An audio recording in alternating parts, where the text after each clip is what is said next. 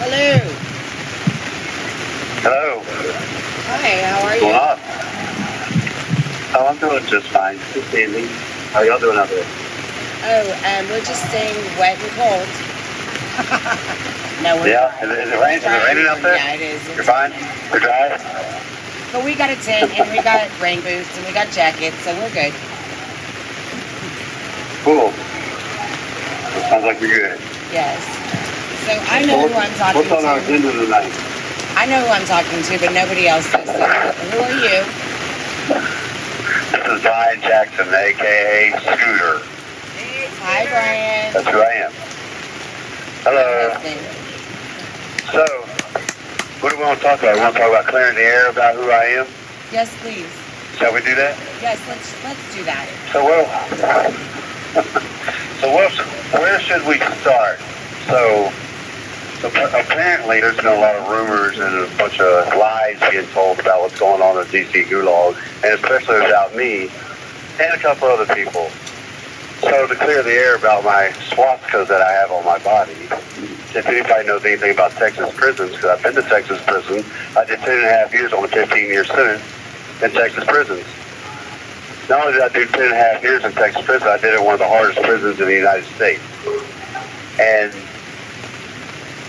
being in that prison, you have to have some kind of survival techniques to survive in that prison. Yes, I did join a white gang in there. It doesn't mean it's a white supremacist gang. And again, if you know anything about Texas prisons and white people, probably 95% of the prison population that's white has a swastika on them somewhere. It doesn't mean that they're white supremacists.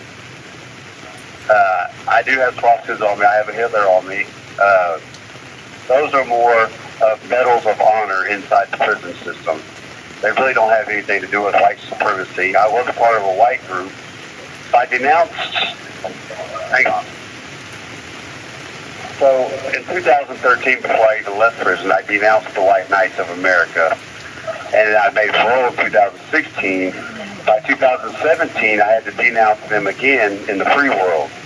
So December 2017, I denounced the White Knights altogether. Now, people that don't know me, they judge the book by its cover because they see all my swastikas and stuff like that. But once people get to know me, they know that I'm not that way. Just like all the guys here in the DC Gulag. They don't see me as a Nazi. They don't see me as a white supremacist. I've never shunned anybody because of the color of their race. Even before or after prison, I've never done that. Some of my closest friends are black and Mexican growing up.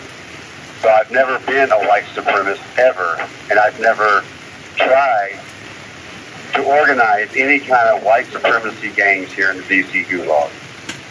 We are a diverse J6 crew brotherhood in here. We have a strong camaraderie. No matter what your background is, you're not judged by what your past is in here. You are respected. Everybody has the same respect and love, no matter who you are, what color you are, what country you come from, what color your skin is, or if you're an ex-gang member. We've had ex-Latin Kings in here. We've had ex-Aryan Brotherhood in here. We've had ex-Bloods, ex-Crips, you name it. Everybody has a gang affiliation of some type. Well, not everybody, but some. There's been several. You got Latin Kings.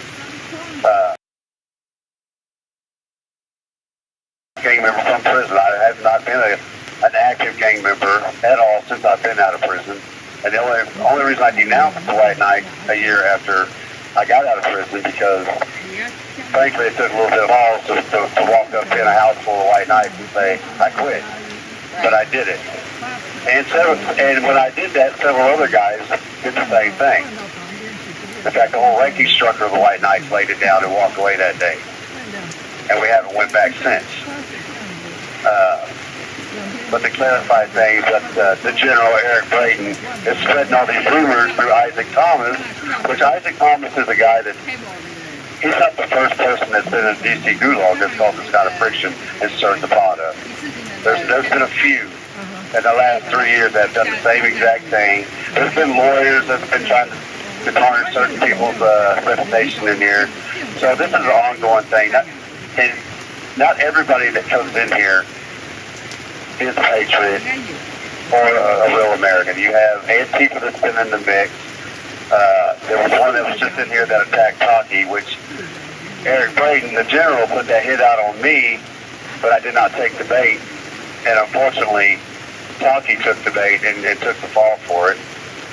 So you have a supposedly guy that has a platform for us, for the J6ers, and calls himself a patriot.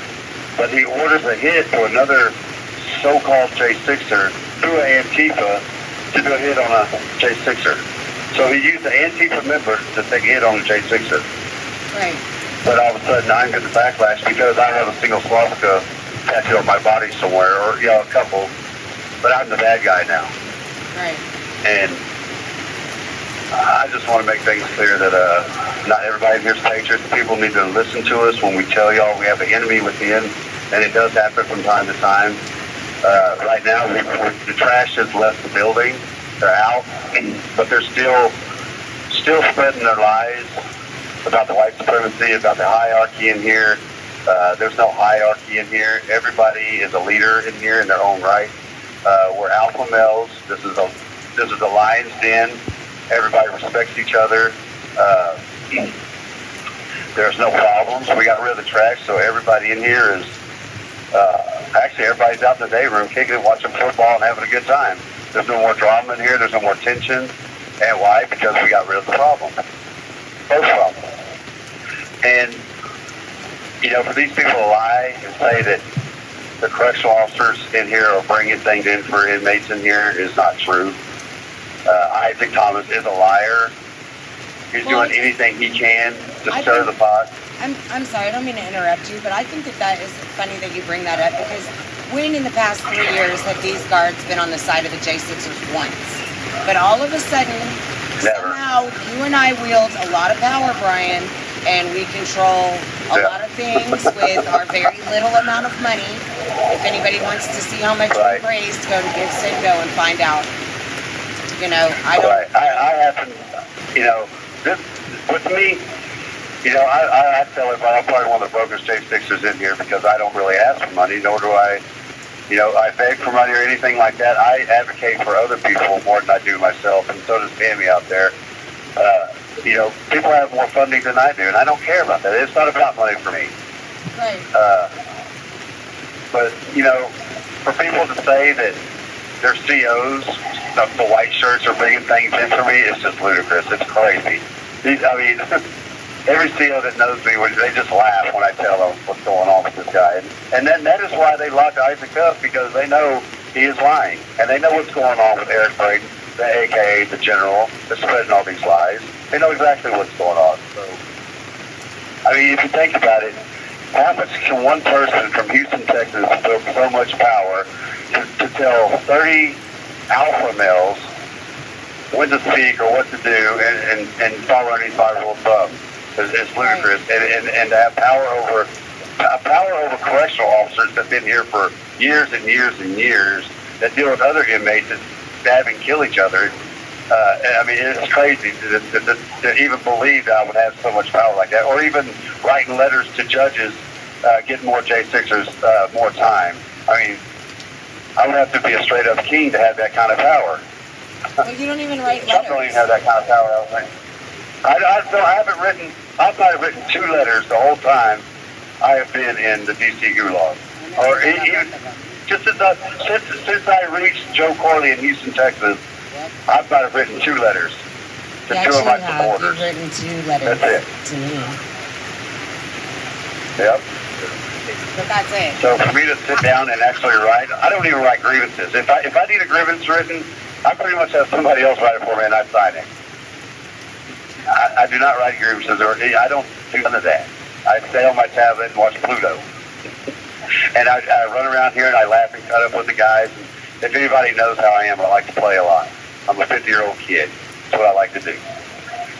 There's nothing serious. There's not a serious bone in my body at all. So any one of these J6ers in here can tell you that I like to pick on them and have fun and play around. I bounce around here like a 15-year-old kid. So when people hear that I'm this hierarchy, the leader of a white supremacist gang, they laugh. Right. And you can ask any one of them, you can text any one of them, you can talk to any one of them, they'll all tell you the same thing about me. Not because you paid them, right? We, of course, and not go. I wish, yeah. I'm not paying the COs. I'm not paying the guards. Like Jimmy said, our dipping goes probably what $5,000 or $6,000 in the last 19 months I've been incarcerated. So yeah, not that much. I barely have money for honey buns and M&Ms, let alone paying some correctional officer off to bring me some drugs and alcohol in. Hey Brian, this is Sherry. I just want to tell you, Hello. I really appreciate you coming out with that. A lot of people have asked questions, and regardless if those tattoos are recent or not, we support you guys. Right. We know that people have pasts, and we are not faulting you for that past. We are here to support you today, but I and many others appreciate you explaining that. Yeah, I just wanted to clear the air.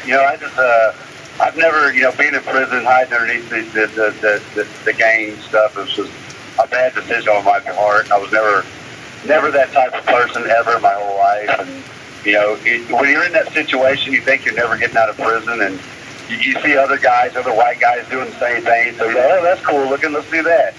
There's a point, where you do so much time, you'll think you're ever coming home. So you just tattoo stupid things on you that everybody else is doing. And it's like I said, the swastikas and the lightning bolt, it's more of a medal of honor and respect in prison. It's a symbol of don't mess with me. I can fight. I will fight. And then it's a defense thing. It's what it is. And it's worked. People got a lot of respect for me in the prison system. And let me tell you something. When I walked out of the prison system, I was like, whew, well, thank God that's over with. Now what do I do with the rest of my body? You look down at your body and you're like, Jesus. I didn't wear shorts for, I have swastikas on my legs, and I didn't wear shorts for the first 2 years I was out of prison because I didn't want to offend anybody. It took 2 years for me to put a pair of shorts on outside of prison. And I still, and if you can ask the guys in here, I stay covered all the time. I don't walk around in shorts or a tank top t-shirt. I stay fully dressed off on my body. I keep them covered at all times. And I damn sure don't like the guards to see them. Or, or just anybody. You have 1 minute remaining. To me, it's respect, so I stay covered up because I don't want to offend anybody or try to disrespect somebody just because they don't know me. But that's me. That's my story. I'm just a goofy scooter. That's who I am. I like to play around and have fun, and I'm a very passive and understanding man that gets along with everybody, no matter who you are, black, white, Mexican, Chinese, whatever. As long as you're not a spider and have 8 legs and 8 eyeballs, we're good. Well, thank you for clearing the air. I do have appreciate arachnophobia. You're welcome, and thank y'all for listening. I love all y'all. I love all my supporters, no matter what. And I love all my J6 brothers, no matter what, and I always will for the rest of my life. All right, we love you, Brian. That's all I got. All right, love you too. Bye. Yes, anthem.